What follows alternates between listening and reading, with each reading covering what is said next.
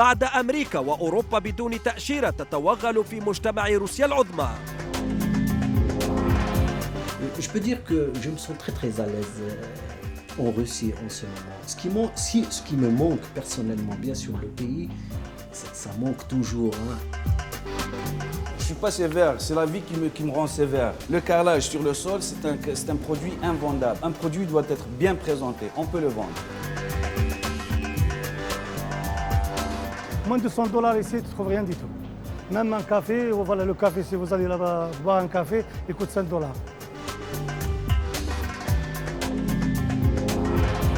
La première des choses qui j'étais à Moscou, où il y avait un froid terrible. Le premier jour, il faisait moins 30.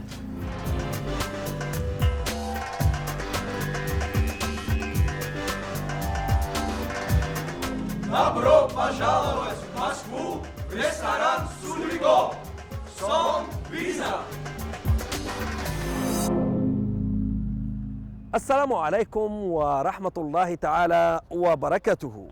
مشاهدينا في كل مكان، تحية طيبة ومساءكم سعيد، ونرحب بكم في ضيافة هذا العدد الجديد من حصتكم الشهرية بدون تأشيرة، والتي تقودنا هذه الأمسية إلى روسيا العظمى. وبهذه الساحة، ساحة الأرميتاج، أكبر المتاحف العالمية هنا بروسيا.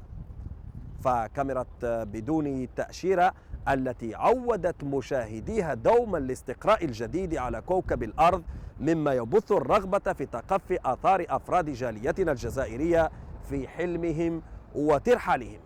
فلأول مرة تكتسح كاميرا التلفزة الجزائرية أجواء روسيا العظمى بكل تشعباتها وأجوائها الطبيعية غير المعتادة، لتكشف لجمهور المتتبعين هنا وهناك وهنالك كذلك عن فيضا من صفوة أبنائنا الجزائريين الذين سحرهم العالم الروسي بكل متغيراته، ليكشفوا عن قدرات جزائرية لا يشق لها غبار وفي كل المجالات.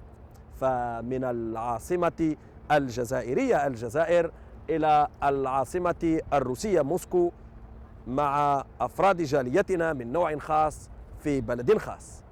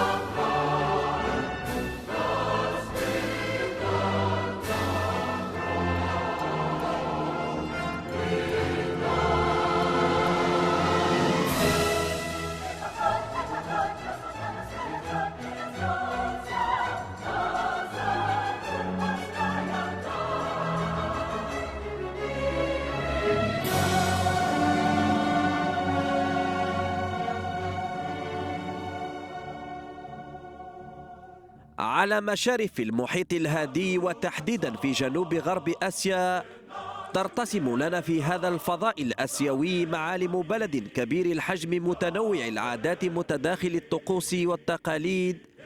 إنها روسيا العظمى، الاتحاد السوفيتي سابقا.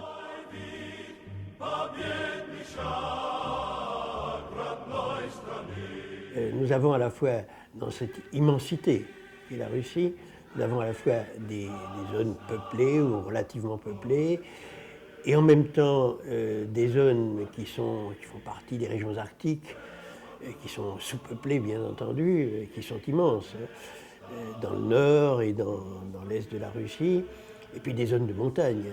هذه الدولة التي كانت آنذاك تعتبر من كبريات الدول في العالم tout est grand en fait. Tout était grand, même dans la Russie actuelle, parce que finalement elle a perdu beaucoup d'habitants, mais en superficie elle reste encore et de très loin le pays le plus grand du monde. Donc avec des richesses évidemment tout à fait colossales, des richesses minières connues, des richesses minières qui sont inconnues.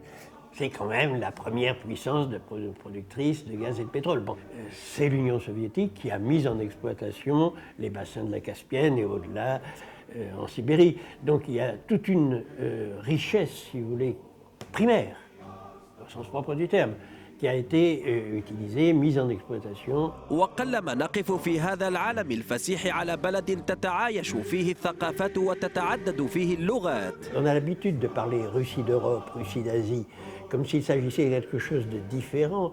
Et il s'agit d'une Russie de peuplement qui s'est créée en quelque sorte au-delà de ses limites, dans des régions qui avaient déjà un peuplement ancien qui était d'une autre nature. Le peuplement est très mal réparti, parce que ça entraîne des coûts de transport colossaux, parce que ça a entraîné aussi des difficultés politiques, sachant qu'il y a 10 000 km d'un bout à l'autre, et que 10 000 km, ça ne se franchit pas de cette manière-là. Même en avion, c'est long. فهذه الصور والمظاهر الطبيعية التي يميزها هذا التساقط للثلج تجعلنا حتما نعود بالذاكرة إلى أيام الاتحاد السوفيتي. ففي هذا البلد الذي يميزه فصلان ليس إلا حيث تمتد البرودة على مدار 6 شهور كاملة لتعقبها حرارة 6 شهور أخرى. لعب هذا البلد وقتها دورا حيويا ومهما جدا على الساحة الدولية أثناء الحرب الباردة، فقد كان القطب الثاني والمعسكر الثاني في عالم ثنائي القطبية عسكري ودبلوماسي. Il est clair que l'Union soviétique a joué un rôle central dans l'histoire du XXe siècle, un rôle central dès le début, puisque beaucoup de pays se sont ligués contre elle lorsqu'il y a eu la révolution et que le pays est devenu communiste. Elle a réussi à vaincre. Après, elle a joué un rôle important de modèle dans les années 30, et puis sa participation décisive lors du second conflit mondial ont donné à l'URSS évidemment une aura, un prestige inégalé. Là, l'URSS a bénéficié d'un poids politique immense, et le monde était en fait coupé en deux, entre bien sûr l'Est qui est représenté par l'Union soviétique et ses pays dits satellites, les autres pays communistes, et puis le monde occidental, donc l'Ouest, avec comme centre les États-Unis. Dans le temps de l'ex-Union soviétique, dès que vous êtes né, et j'ai eu parlé avec pas mal de Russes, des vieux, tout ça, dès qu'il est né, sa vie est tracée. S'il est né dans une famille ouvrière, il est ouvrier toute sa vie. S'il est dans une famille de médecins, il est médecin toute sa vie. C'est par dynastie. فعلى الرغم من هذه الامتيازات التي عرفها الاتحاد سابقا، إلا أن البلد كان يعيش أزمة اقتصادية داخلية حادة. Ah, c'était vraiment fermé et renfermé sur lui-même. Fermé et renfermé sur lui-même.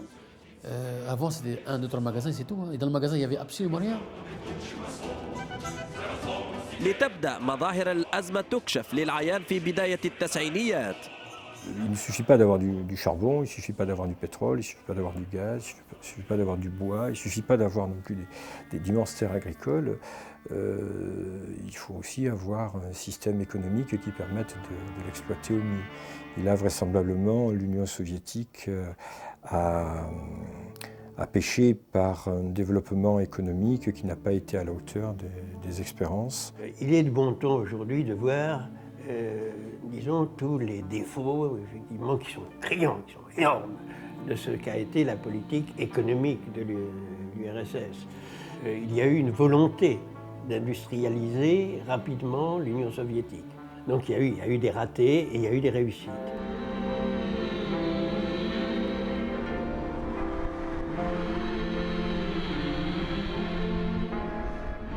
Le système avait commencé à se déliter dans les années 1970. On commence à voir apparaître une augmentation de la mortalité, ce qui est rarissime depuis plusieurs siècles dans pratiquement tous les pays. On assiste à un allongement de la durée de vie. Et au milieu des années 70, brutalement, dans les statistiques d'Union soviétique, on a vu apparaître une augmentation de la mortalité, l'espérance de vie a commencé à diminuer, et certains démographes en ont conclu que le système était en train de s'effondrer.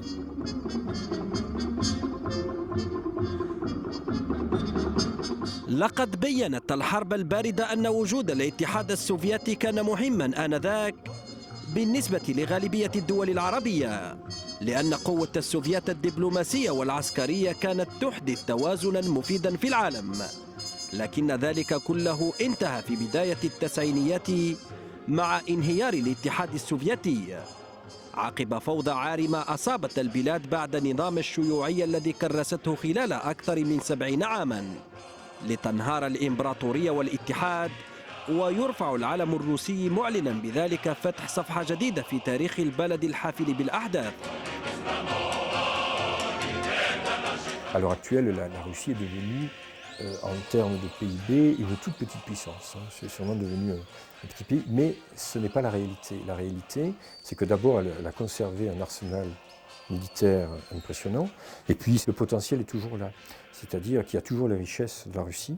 S'il n'y avait pas en effet ce gaz et ce pétrole qui fait de la Russie le premier vendeur de ces produits énergétiques, il est évident que la Russie aurait bien du mal à se remettre d'aplomb aujourd'hui.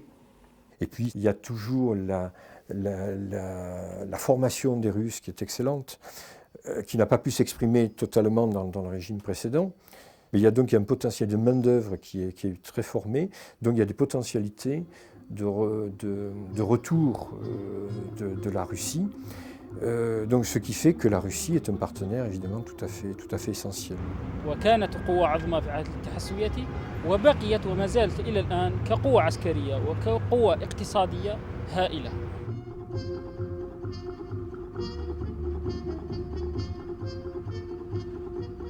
وعلى وقع هذه الصدمة وفي ضوء فلسفة ومعتقدات جوزيف ستالين المطعمة بالقوة، قوة المواقف والنظرة العميقة والعلمية التي لا يشوبها الكسل ولا يحيط بها الكلل، ولا يعرف أصحابها إلا الجد والعبل والنظر إلى المستقبل. Beaucoup sont nostalgiques de l'immense puissance et du prestige qu'avait l'Union soviétique dans tous les domaines, dans le domaine scientifique. Il y a eu des réussites prestigieuses.